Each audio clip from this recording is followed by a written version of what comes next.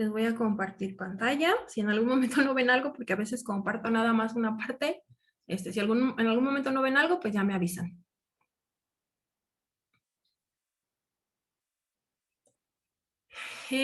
¿Cuál es el primer tema de la primera unidad? Pues son los números complejos.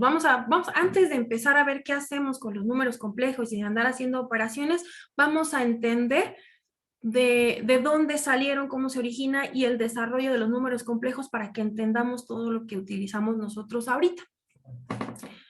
Bueno, el número complejo, el término complejo, tiene dos acepciones. Una que es que está compuesto de elementos diversos o que es difícil de comprender o de resolver por estar compuesto de muchos aspectos. En nuestro caso, el número complejo no es porque sean difíciles de tratar, sino más bien porque está compuesto de dos elementos. Específicamente de una parte real y una parte imaginaria. Entonces, cuando nosotros tenemos un número complejo, hay una parte real y una parte imaginaria. Entonces, cuando esa parte imaginaria es 0, nuestro número complejo se convierte en un número real. Entonces, el conjunto de los números reales que conocemos forman parte también de los números complejos. Entonces ahí vemos, por ejemplo, los números naturales son parte de los enteros y los naturales y los enteros son parte de las racionales. Cuando juntamos los racionales con los irracionales tenemos a los números reales, y si a estos números reales les incluimos ya una parte imaginaria, entonces pues ya tenemos los complejos. Esa parte imaginaria, ¿de dónde sale? ¿Por qué se le llama imaginaria? Pues ahorita vamos a ver. El primer registro que se tiene de un número complejo es de los apuntes o de los escritos de Herón de Alejandría. Herón de Alejandría trataba de calcular el volumen de secciones piramidales, es decir, tenemos ahí una pirámide, le cortamos el vértice, le cortamos una punta, y si tratamos de calcular el volumen de esa figura que nos queda, en algunos casos se nos puede generar la raíz de un número negativo, como es lo que le pasó a él. Entonces, él en sus apuntes tiene la raíz de 8 menos 144. Entonces, él no sabía que eran imaginarios ni que eran complejos, pero ya estaba tratando con este tipo de números. Es el primer registro que se tiene. ¿Qué fue lo que hizo él en sus cálculos? Pues nada más los cambió de signo y le dio un resultado. Entonces, él no se complicó la existencia, lo cambiamos a positivo y con eso sale. Entonces él, de manera, digamos, temporal, resolvió su problema. Se quedaron olvidados, tal vez a nadie le importaban o no sabían cómo tratarlos. Entonces no hubo registro desde el siglo I antes de Cristo hasta el siglo XVI. En el siglo XVI teníamos estos dos personajes, se llaman Tartaglia y De Fiore. ¿Por qué son importantes? Bueno, anteriormente se hacían como retas, concursos, o hay una especie de retos matemáticos. ¿En qué consistían? A veces una persona proponía una serie de ejercicios y otorgaba una recompensa a quien los respondiera, o a veces entre eruditos se proponían ellos retos. ¿Qué ganaban cuando resultaban vencedores en estos retos? Pues ganaban prestigio, y ese prestigio les permitía acceder a mejores puestos, por ejemplo, en un lugar en alguna universidad reconocida, o como tutor de alguien adinerado o de una persona importante. Entonces ellos participaban en estos retos con la finalidad de ganar prestigio. Entonces, en una ocasión se encontraban en un reto Tartaglia y De Fiore. Ellos lo que buscaban es encontrar una fórmula para dar solución a polinomios de grado 3 o ecuaciones cúbicas, así como nosotros tenemos ahí la ecuación para la fórmula para ecuaciones cuadráticas, o la que llamamos chicharronera. Ellos trataban de desarrollar una fórmula similar, pero que sirviera para resolver polinomios grado 3.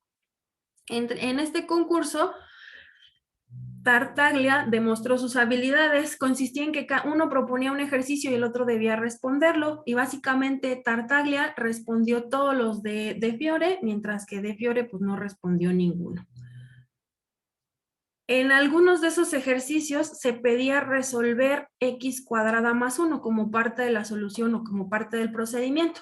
Entonces lo que Tartaglia hizo fue, pues si x cuadrada, despejando de ahí, si x cuadrada es igual a menos 1, x por x debe ser igual a menos 1. Es decir, buscaba un número que multiplicado por sí mismo nos diera menos 1.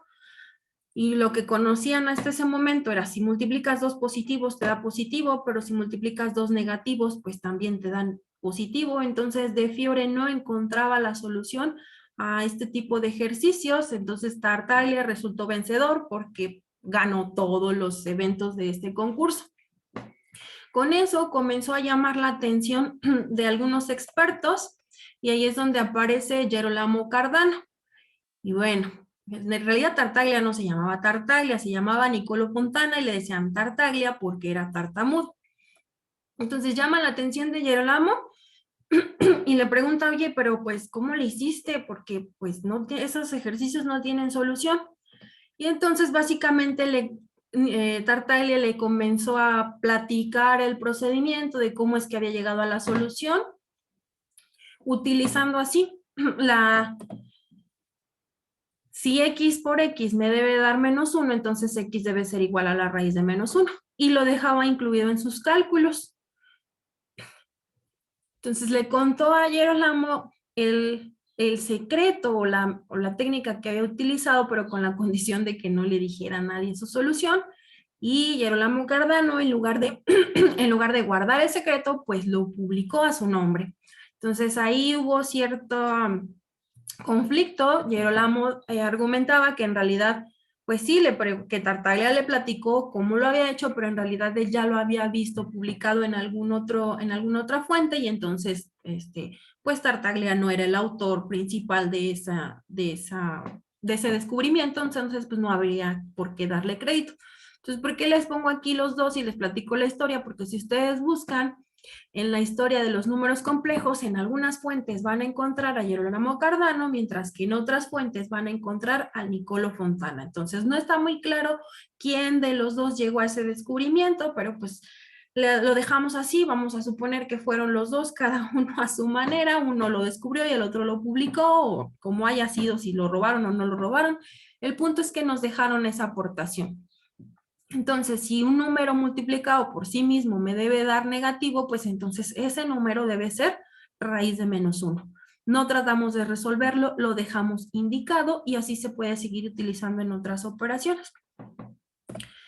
Entonces, en 1573, Rafael Bombelli empieza a tomar este conocimiento, es decir, bueno, no sé qué número sea, pero es raíz de menos 1, comenzó a trabajarlo. Y entonces al trabajarlo se dio cuenta que raíz de menos 1 pues no es ni menor que 0, ni es mayor que 0, ni es igual a 0. Entonces es un número que no cumple con las reglas de los números tradicionales. Entonces como no se adapta, le llamó número salvaje. Entonces hasta ahí ya se le empezaba a dar un nombre a la raíz de menos 1, en lugar de ignorarla como hicieron muchos matemáticos anteriormente. Entonces, en lugar de ignorarla, lo pusieron ahí. Es un número salvaje que no se adapta a las reglas. Y pues entonces ahí como aparece publicado ya como tal en un trabajo de Bombelli. En 1637, ¿verdad? Muchos años después, fueron retomados por Descartes, pero no para trabajarlos ni darle el crédito que merecían. Al contrario, René Descartes de manera despectiva se refería a ellos como números imaginarios. Él decía, pues quién sabe de dónde sacaron estos números, están en su mente nada más, no existen, no sirven para nada. Y entonces sin querer o de manera despectiva les dio el nombre con el que ahora los conocemos, a estos números que no se comportaban como debían ser, pues le comenzaron a llamar números imaginarios. Posteriormente, Leonard Euler retoma este trabajo, pero ya no de manera despectiva, sino para tratarlos formalmente. Y decía él, como todos los números imaginables son mayores, menores o iguales a 0, entonces es claro que la raíz cuadrada de un número negativo no puede ser uno de estos números. Y esta circunstancia nos lleva al concepto de tales números, que por su naturaleza son imposibles y ordinariamente son llamados imaginarios o números falsos porque solo existen en la imaginación del hombre. Pero ya de manera más formal, es decir, ya se le llamaba, a la raíz de -1, ya se le llamaba número imaginario. Entonces, a partir de los trabajos de Euler, podemos ver cómo se cita a la raíz de -1 utilizando una nomenclatura especial, la I de números imaginarios. Después llega Gauss, Johann Carl Friedrich Gauss, y entonces comienza a trabajar con estos números imaginarios ya de una forma más formal, incluyendo los cálculos, ya no suponiendo que existen solo en la mente de los hombres, sino que pueden ser trabajados con operaciones algebraicas, y entonces es como él llega al teorema fundamental del álgebra. ¿Qué nos dice el teorema fundamental? Que todo polinomio tiene la misma cantidad de raíces que el grado de ese polinomio. Por ejemplo, nosotros cuando estamos en secundaria nos enseñan las ecuaciones cuadráticas y nos dicen a veces tienen raíces y a veces no.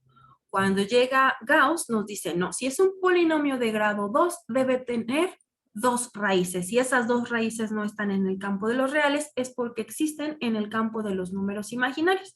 Entonces es así como el uso de los números imaginarios nos lleva al teorema fundamental del álgebra. Y entonces ahora sí, todos los números están compuestos de una parte real y una parte imaginaria. A veces esa parte imaginaria vale 0 y entonces lo que nos queda son los números reales. Y ya por último, Robert Argan plantea la posibilidad de que si estos números están compuestos de 2 partes, entonces podrían ser representados en un plano cartesiano y en un eje tendríamos la representación de la parte real y en otra la parte en otro eje tendríamos la parte de los números imaginarios. ¿Preguntas hasta este momento?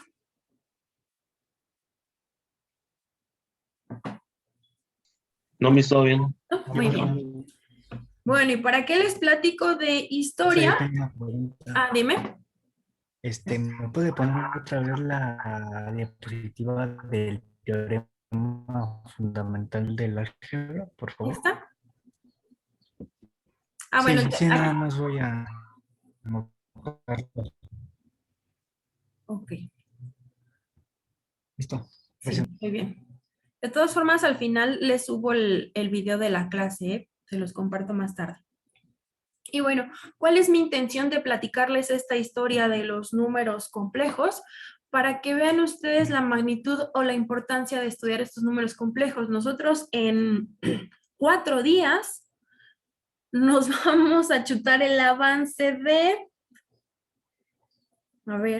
de casi de más de 1800 años de conocimiento, desde que se plantearon por primera vez hasta que los llevaron al plano cartesiano. Entonces, para que vean, no es cosa fácil, por si de repente sentimos que es demasiado, pues es que en realidad sí es demasiado. Estamos viendo mucho conocimiento en muy poquito tiempo, pero no significa que no podamos, solo que pues hay que dedicarle un poco más de tiempo. Entonces, ahora sí, vamos a ver qué cálculos vamos a hacer con esos números complejos. Bueno, primero vamos a la definición formal de un número complejo. ¿Qué dijimos que era un número complejo? ¿O de qué está compuesto? Está compuesto de una parte de 0. De elementos diversos, sí estamos bien. De un 0, sí va a incluir un 0. ¿Qué más? Está compuesto de una parte real y de una parte imaginaria. Exacto. Está compuesto de una parte real y de una parte imaginaria. Esa es la definición de un número complejo. Entonces, si usamos la notación de conjuntos, déjenme ver dónde voy. Lo vamos a representar así con esta C que es un poquito diferente.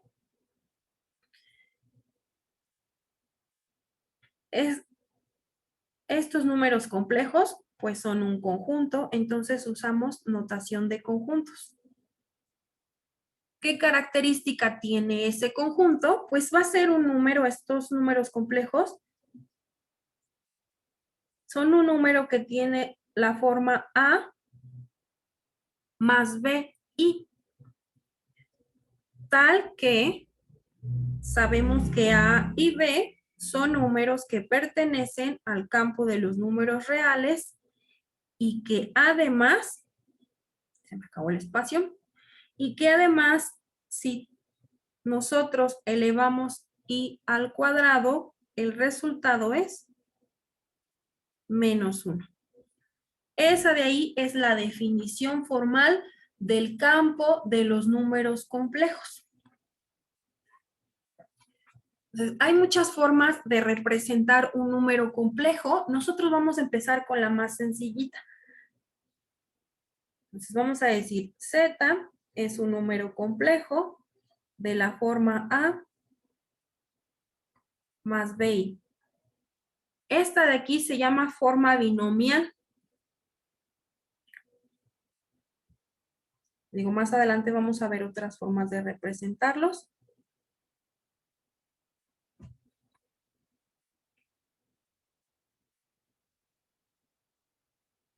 La forma binomial o forma cartesiana de un número complejo.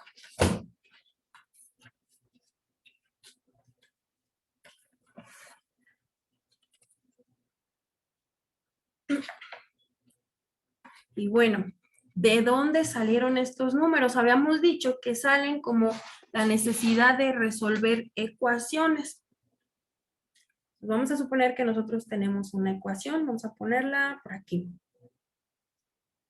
Tengo yo una ecuación cuadrática que tiene la forma x cuadrada menos 8x más 25. ¿Cómo se resuelven las ecuaciones cuadráticas? Hay diferentes formas. ¿Se acuerdan de esas? Factorizando. Factorizando. Una es factorizando. Si sabemos factorizar con números complejos, ya la hicimos. Si esto no tiene una solución en el campo de los números reales, entonces pues ahí vamos a tener problema. Una opción es factorizando si es que las soluciones son reales. Y la otra, La fórmula general. la fórmula general. ¿Alguien se acuerda de la fórmula general? X es igual a Menos B. menos B. Dejen mientras voy abriendo GeoGebra para que se cargue. Menos B, ¿qué más? Más menos raíz. Más menos la raíz B. B cuadrada. Ajá. ¿Qué más? A menos 4 por AC. Menos 4 por AC. ¿Qué más? Sobre 2A. 2 Todo, por A.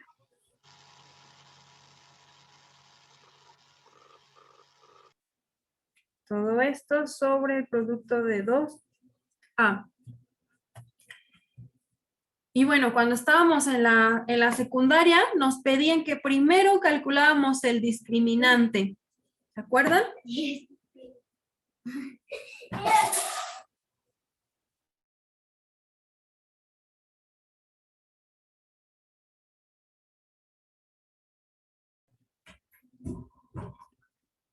Primero calculábamos el discriminante. El discriminante nada más era lo que estaba dentro de la raíz.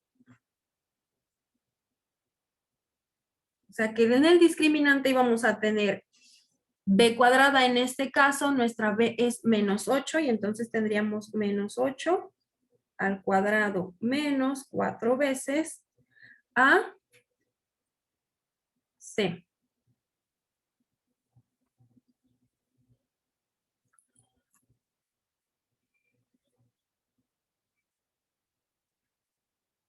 El resultado de esto sería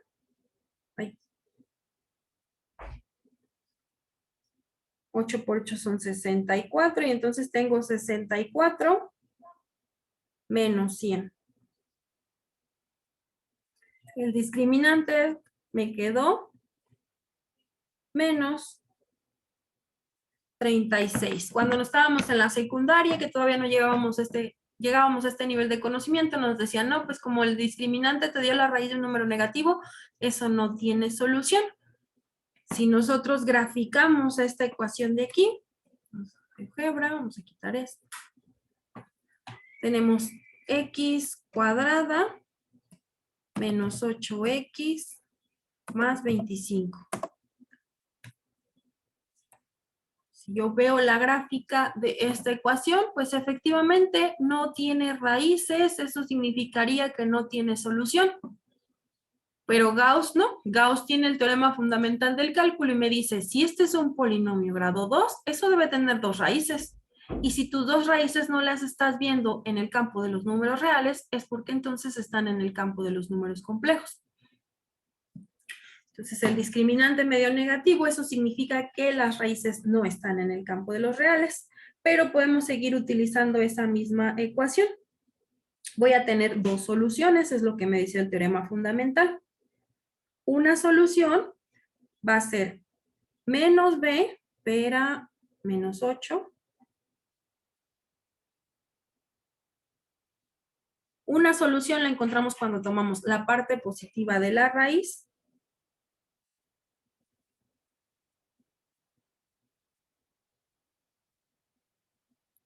(2a) y otra cuando tomamos la parte negativa de la raíz. Entonces la segunda solución debería de ser menos 8.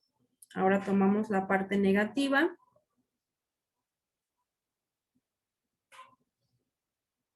Entre 2 por 1. Como ahora tenemos que calcular la raíz de un número negativo, es donde nosotros incluimos nuestra unidad imaginaria. Nos está diciendo que y cuadrada es igual a menos 1, entonces eso significa que y debe ser igual a la raíz de menos 1. Y entonces, como en el discriminante de mi ejercicio me quedó la raíz de menos 36, yo necesito aplicar un poquito del álgebra. Si tengo la raíz de menos 36, dentro de la raíz, yo puedo hacer el producto de 36 por menos 1, y entonces ahí me daría menos 36. Por las propiedades de los exponentes o de las raíces, que al final es la misma propiedad. Si yo tengo la raíz de A por B, entonces como es un producto, bien, puedo calcular la raíz de A por la raíz de B. Lo puedo hacer con productos y cocientes, no lo puedo hacer con sumas y restas, para que no nos confundamos. Pero en este caso, como estoy multiplicando raíz de 36 por menos 1, entonces yo puedo calcular la raíz de 36 y la raíz de menos 1. Raíz de 36 es 6, y como raíz de menos 1 es la unidad que yo llame imaginaria, entonces eso significa que mis 2 soluciones son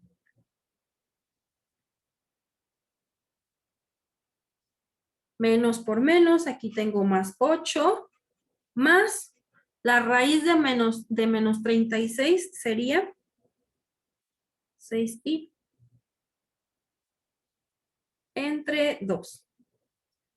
Y bueno, hasta aquí ya es una solución correcta, aunque lo más conveniente cuando estamos trabajando con números complejos es que sí quede bien separado la parte real de la parte imaginaria. Entonces, lo que haríamos sería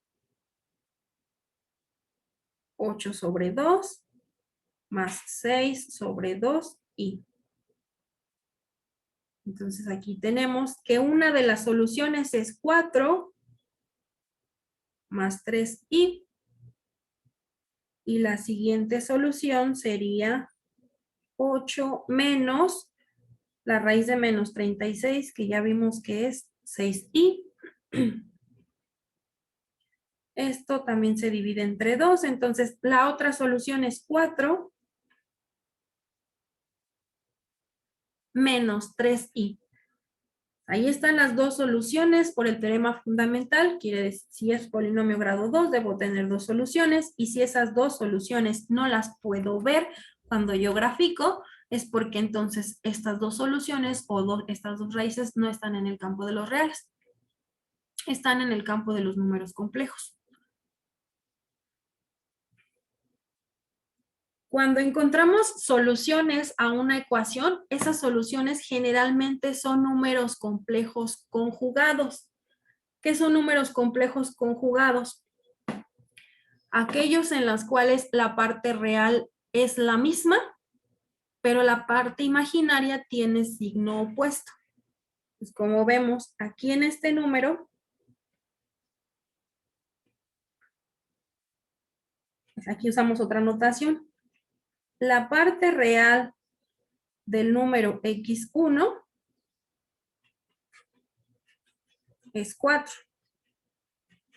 La parte imaginaria del número x1 es 3. Aquí ya no le ponemos el i. Nada más queremos el coeficiente. En la parte real son 4 unidades y en la parte imaginaria son 3 unidades imaginarias. 4 unidades reales, 3 unidades imaginarias. Aquí ya no lleva el i. Si vemos el número 2, la parte real es otra vez 4, pero la parte imaginaria de este segundo número es menos 3. Pues ahí tenemos, cuando encontramos raíces de una ecuación y esa raíz tiene raíces, números complejos, entonces generalmente son números conjugados. ¿Alguna pregunta hasta aquí?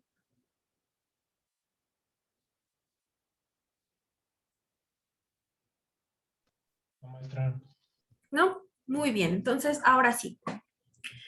Vamos a ver qué hacemos con esos números.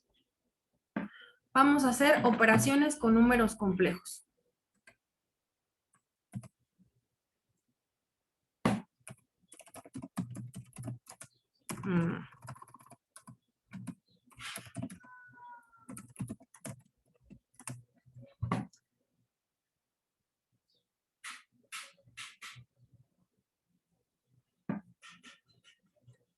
¿Qué operaciones conocen? ¿Qué operaciones algebraicas conocen?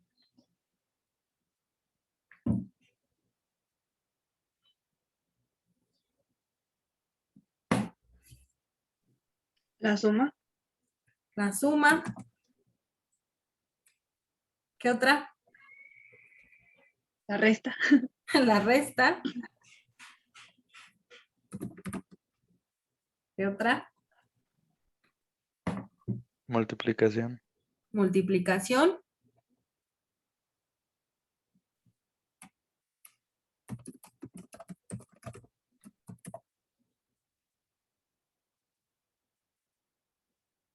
¿Qué más?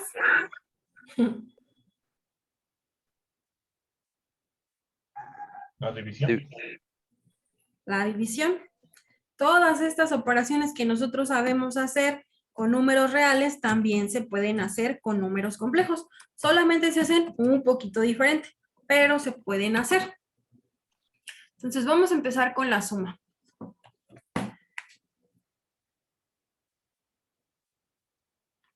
Vamos a suponer que yo quiero, bueno, tanto suma, resta y multiplicación la vamos a hacer con los mismos números. Tengo yo un número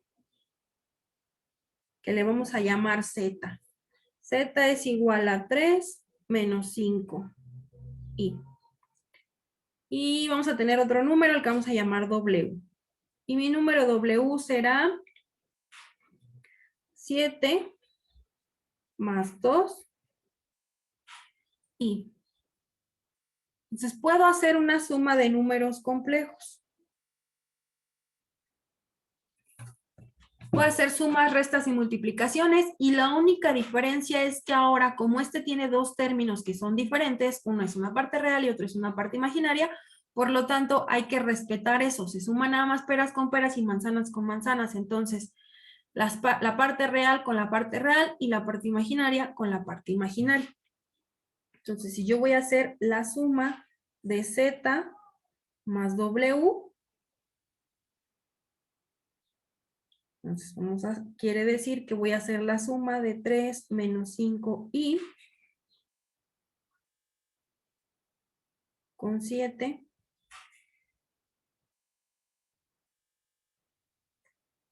más 2i. Entonces, hacemos la parte real con la parte real.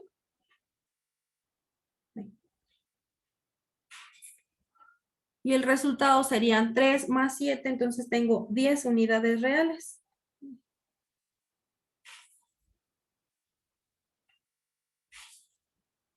Y luego hago la suma de la parte imaginaria con la parte imaginaria.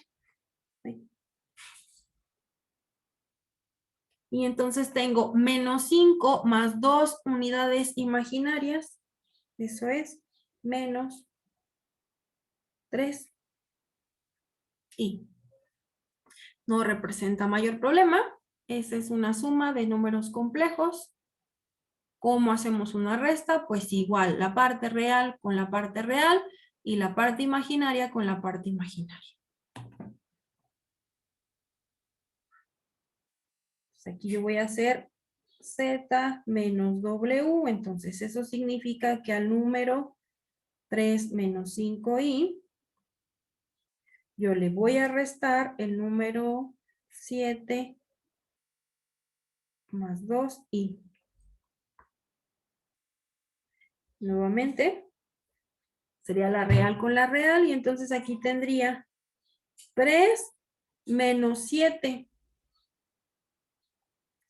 3 menos 7 me va a dar un menos 4 en la parte real.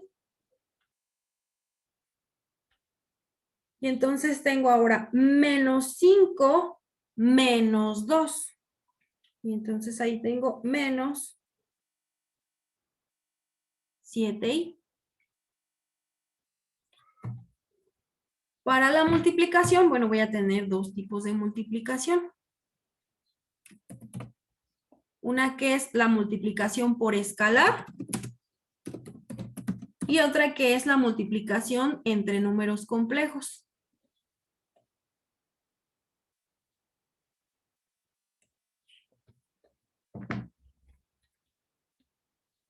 La multiplicación por escalar es pues nada más multiplicar un número. Vamos a suponer que entonces ahora yo quiero saber cuánto me da 5 veces el número Z. Pues si quiero 5 veces el número Z, pues entonces tengo que hacer 5 veces. Mi número Z es 3 menos 5i. Y como esto es un binomio, cuando yo hago la multiplicación de un número por un binomio, pues entonces cada término se multiplica por el número que está afuera. Y entonces yo tendría ahí 5 veces la parte real. Y como ahí tenía menos, pues entonces acá también tendremos menos 5 veces la parte imaginaria.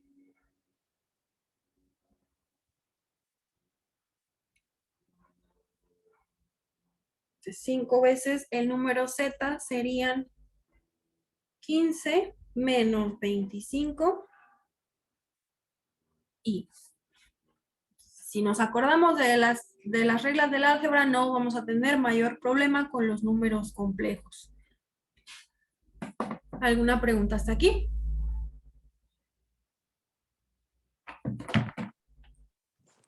Creo que yo me sé. Dime. ¿El 5 ese va en todas las multiplicaciones o es 5 porque 5 es el número imaginario? Aquí el 5 es porque yo quería 5 veces el número Z. Si yo aquí hubiera tenido un 3, pues entonces va a ser 3 veces el número Z. Ok, gracias. No lo ponemos acá, no pasa nada. ¿Dónde voy? O aquí si yo, por ejemplo, quiero 3 veces el número W, pues entonces voy a multiplicar 3 veces y como mi número W es 7 más 2i, entonces tengo 3 veces la parte real. Y como ahí tenía más, pues entonces aquí también. Más 3 veces la parte imaginaria y la parte imaginaria es 2i. Me quedó 21 más 6i.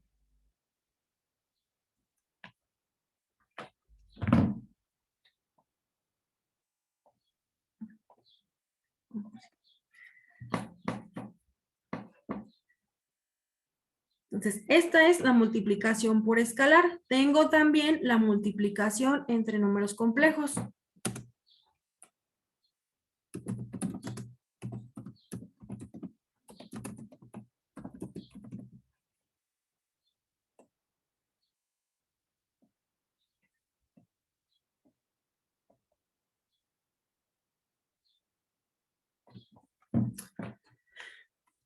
Y la multiplicación se hace igual, considerando que cada número complejo es un binomio o compuesto por dos partes.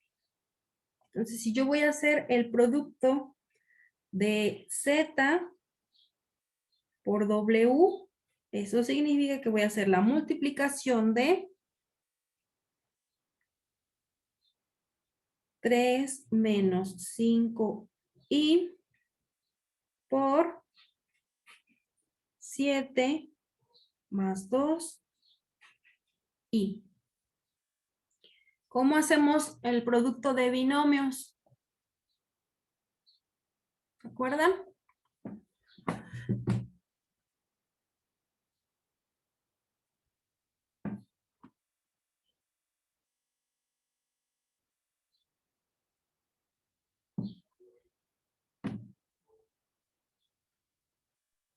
Pues multiplicando término a término nomás. Exacto, gracias David. Exactamente, es multiplicando término a término. Este se va a multiplicar por los dos términos del segundo y este se va a multiplicar por los dos términos del segundo también. Y entonces, pues al hacer la multiplicación de este por estos dos términos de acá, pues ahí aplicamos multiplicación por escalar, ¿verdad? Va a ser 3 por 7. 3 por 7 me da 21. Vamos a ponerlo con azul. Y luego tengo 3 por 2i, 6i. Y luego voy a tener los que resultan de la otra multiplicación. Aquí tengo menos 5i por 7. Ya tengo menos 35i. Y luego tengo menos 5i por 2i. Eso ya me dio menos 10. Y como tengo i por i, pues ya tengo i cuadrada.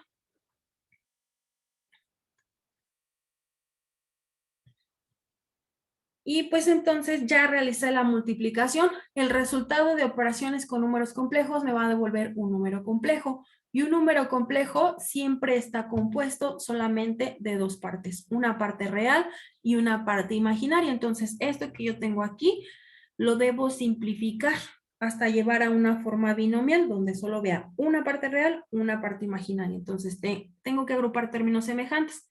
Si buscamos la parte real, tengo aquí 21. Y luego tengo aquí más 6 menos 35. Ya me quedó menos 29 y menos 10 veces i cuadrada. Quedamos que por definición i cuadrada es igual a menos 1. Entonces aquí cuando yo tengo i cuadrada, en realidad ese es el equivalente a un menos 1. Entonces acá sería 10 veces un menos 1.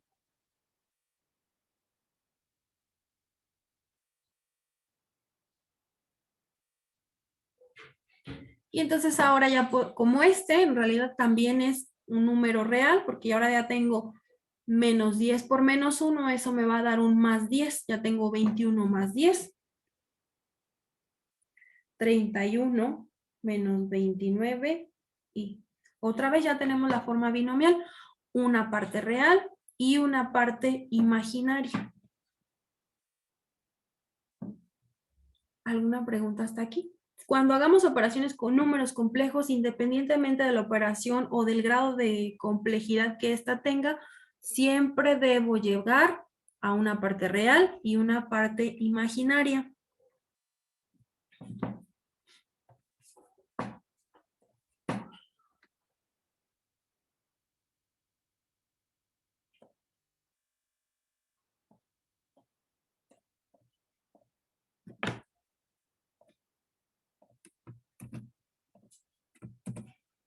¿Alguna pregunta? No, Miss. ¿No? Muy bien. Entonces tenemos aquí suma, resta, multiplicación por escalar, multiplicación entre números complejos. Y si vemos que podemos multiplicar estos números complejos entre sí, entonces también podemos sacar potencias de números complejos. Ay, ya lo había puesto. Ahorita lo de la división lo hacemos después. Hay que empezar primero con las potencias de números complejos, que son más sencillitas.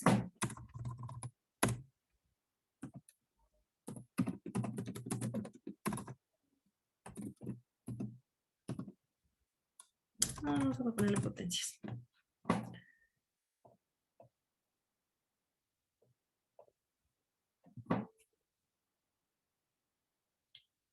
Vamos a tomar otra vez el número z y ahora vamos a sacar el cubo del número z. Eso significa que entonces 3 menos 5i se debe elevar al cubo. Para elevar esto al cubo, pues necesitamos la fórmula. ¿Alguien se acuerda de la fórmula de un binomio al cubo? Sí, ¿Sí? ¿Cuál es? es A cúbica Ajá. Bueno, déjenme la pongo acá. A más B al cubo. Ujú, A cúbica. más 3 veces A cuadrada B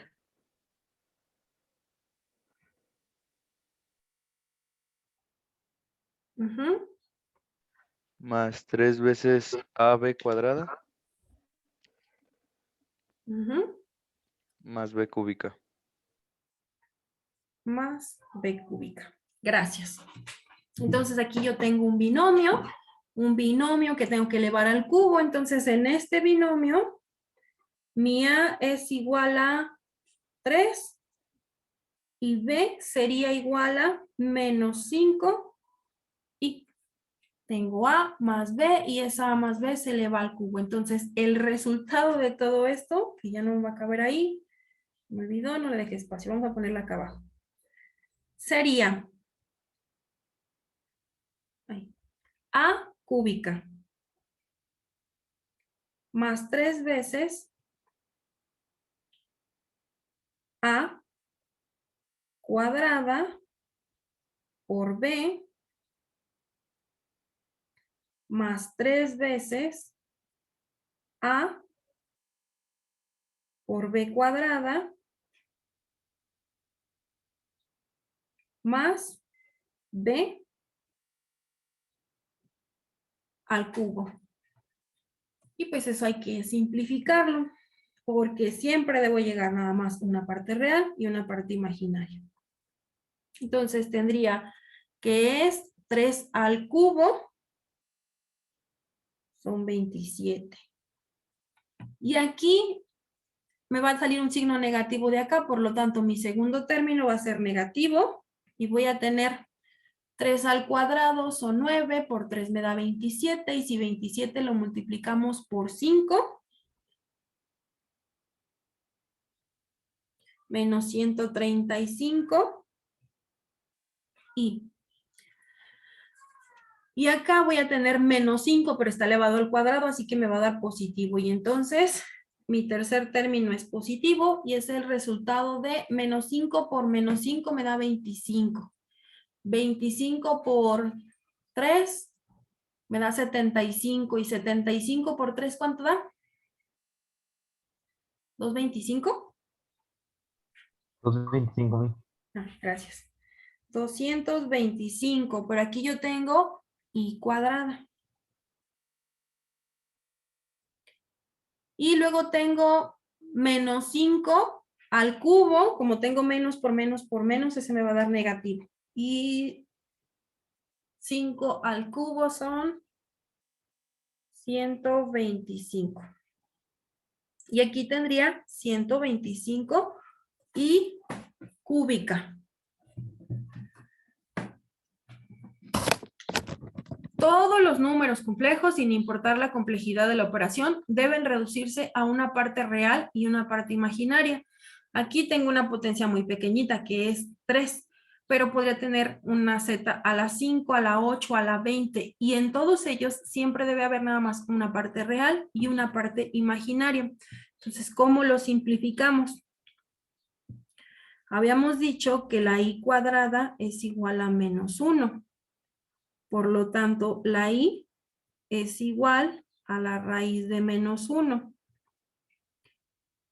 Pero si nosotros tenemos i cúbica en realidad se puede expresar como el producto de una i cuadrada por una i a la 1.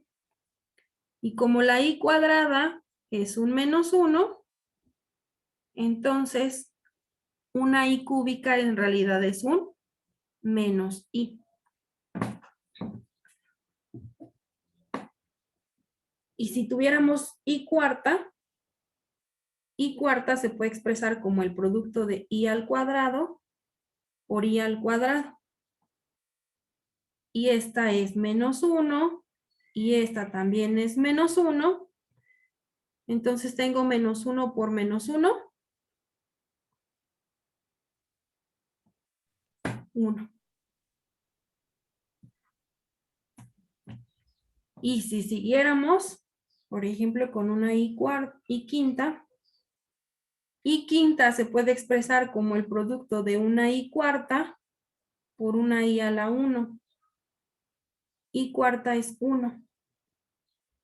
Entonces una i quinta en realidad es una i. Y así podemos seguirle porque todas las que son mayores se pueden factorizar. Entonces las diferentes potencias de i siempre repiten este patrón. I quinta es i. Y sexta va a ser, ¿qué sigue de la i? Un menos 1.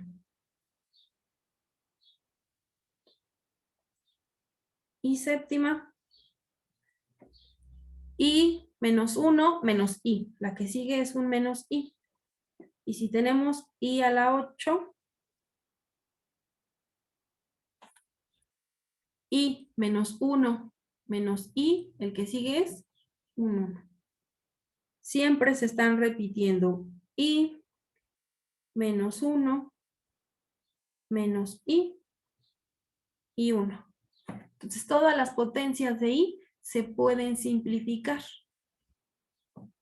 Y entonces ahora sí, si yo tengo i cúbica, me voy a mi tablita, i cúbica es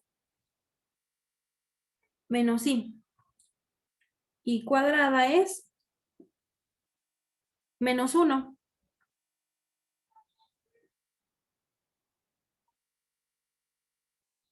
Y entonces ahí yo tengo 27 menos 135i.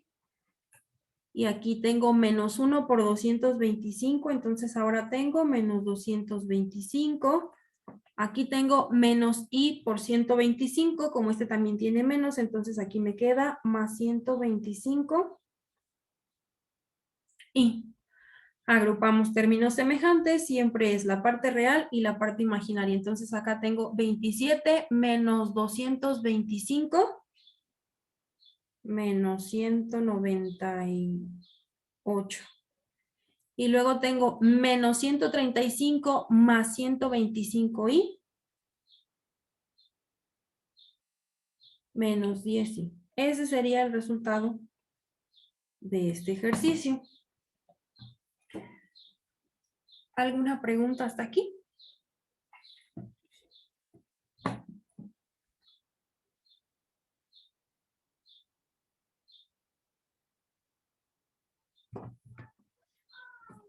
No, maestra. Muy bien, gracias. Y bueno,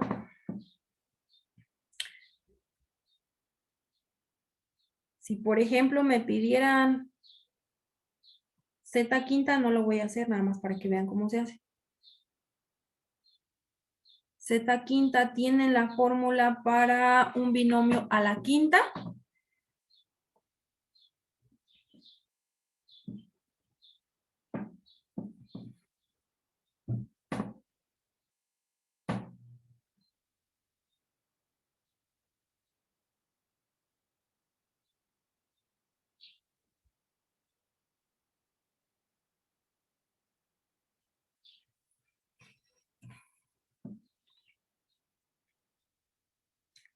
¿Saben usar el triángulo de Pascal?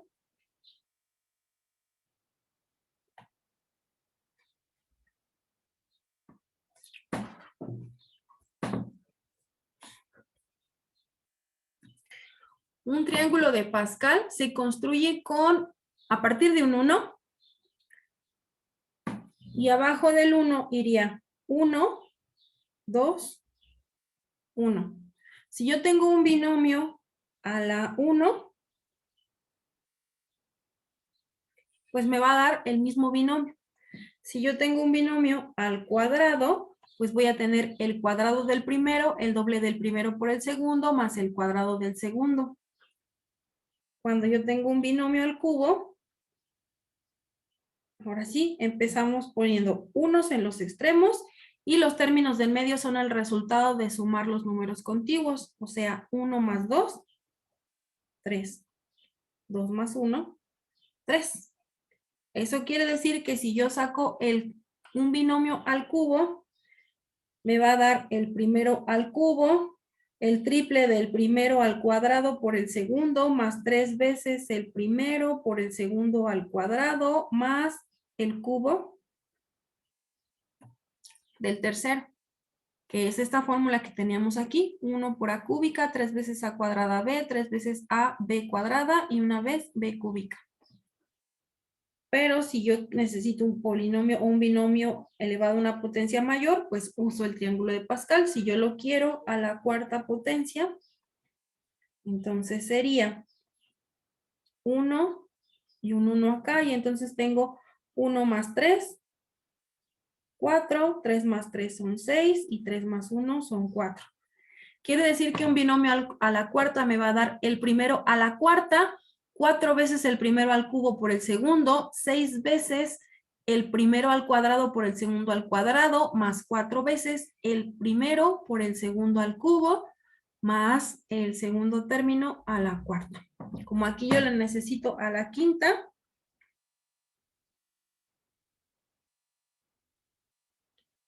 otra vez ponemos unos en los extremos, y los de en medio se van a sumar. 1 más 4 es 5, 4 más 6 es 10, 6 más 4 es 10, 4 más 1 es 5. Quiere decir que un binomio elevado a la quinta potencia sería el primero a la 5, y luego va bajando la potencia a 4, a cúbica, a cuadrada, a la 1, y pues aquí ya no aparece. Y el otro va a ir aumentando la potencia. B cuadrada, b cúbica, b cuarta y b quinta. Todo esto se suma. Se me acabó el espacio. Pero así es como obtendríamos un binomio a la quinta. El primero a la quinta más 5 veces a cuarta más 10 veces a cuarta b más 10 veces a cúbica b cuadrada más 10 veces a cuadrada b cúbica más 5 veces a por b a la cuarta más una vez b quinta. Para cuando tengamos potencias mayores.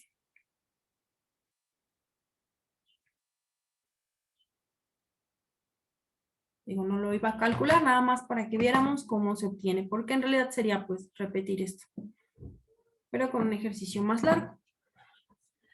¿Alguna pregunta?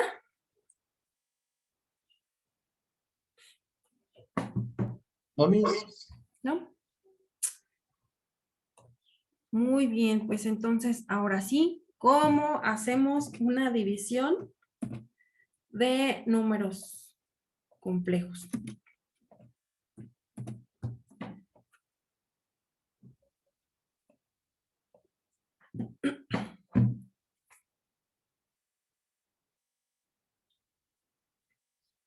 ¿No estás en clase otro día?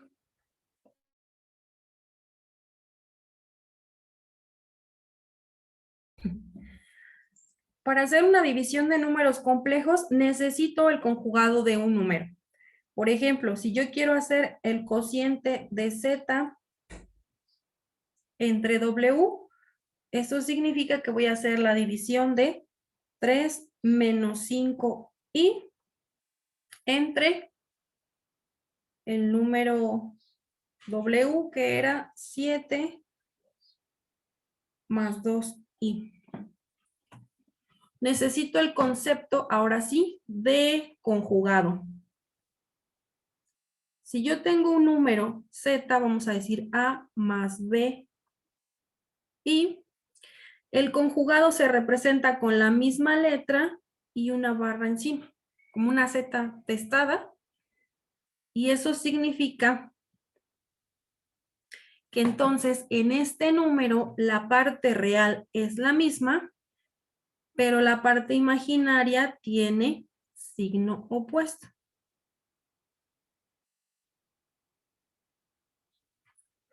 Ese sería el conjugado.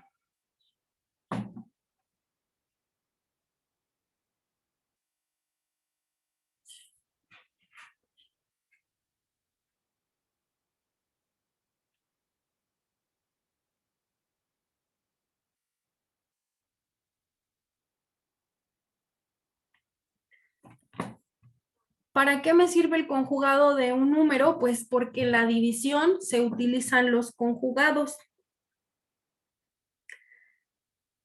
Si yo tengo el cociente de z entre w, para realizar esa operación, lo que yo debo hacer es multiplicar por el conjugado de w en el numerador y en el denominador. Obviamente, para no alterar esta igualdad, lo único que necesitamos hacer es simplificarla. Entonces, en este caso, si yo voy a hacer la división de z entre w, buscamos el conjugado, pero del número que está en el denominador, nada más. En el numerador no le hacemos nada.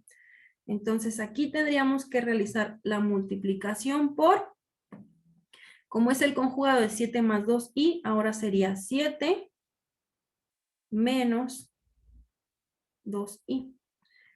En el numerador y en el denominador, porque así solo estamos multiplicando por 1, no estamos alterando nada.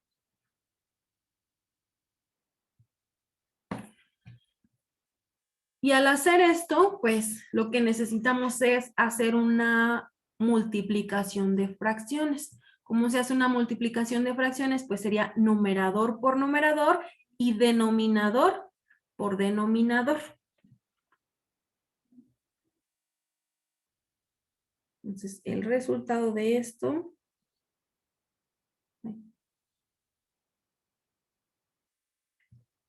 origina que entonces ahora en el numerador tenga 3 menos 5i por 7 menos 2i entre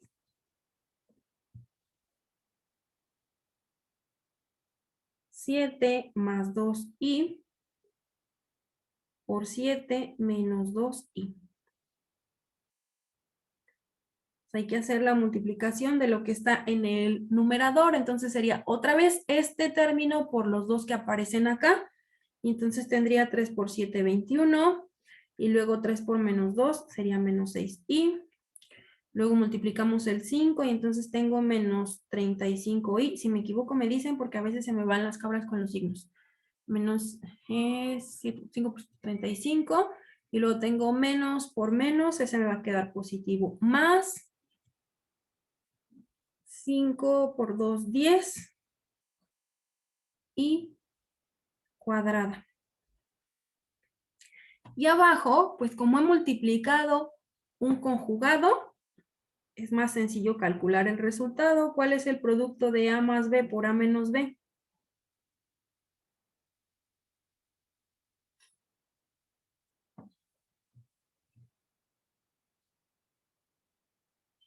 A cuadrada menos B cuadrada. Gracias. A cuadrada menos B cuadrada. Entonces aquí el resultado es más sencillo.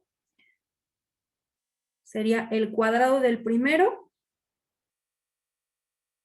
menos el cuadrado del segundo. El cuadrado de 2i sería 4i cuadrada.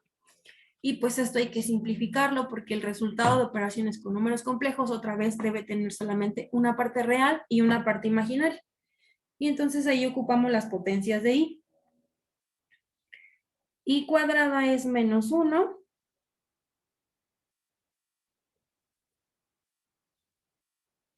Y entonces acá voy a tener que en la parte real tengo 21 y el resultado de menos 1 por 10 ya me quedaron menos 10. Entonces tengo 21 menos 10, 11. Y luego tengo menos 6 menos 35 y ya me quedaron menos 41 y. Y abajo tengo menos 4 por menos 1, eso ya me quedó positivo y entonces tengo 49 más 4. 53. En la parte del denominador me debe haber quedado una parte real, solamente real. Si hice bien las operaciones, solo me quedan números reales. Aquí ya está simplificado, pero lo correcto es que el número complejo siempre está expresado como la parte real y la parte imaginaria de manera independiente. Entonces, aquí el resultado correcto serían 11 sobre 53 menos 41 sobre 53 en la parte imaginaria. Este ahora sí ya sería el resultado de este ejercicio. ¿Alguna pregunta?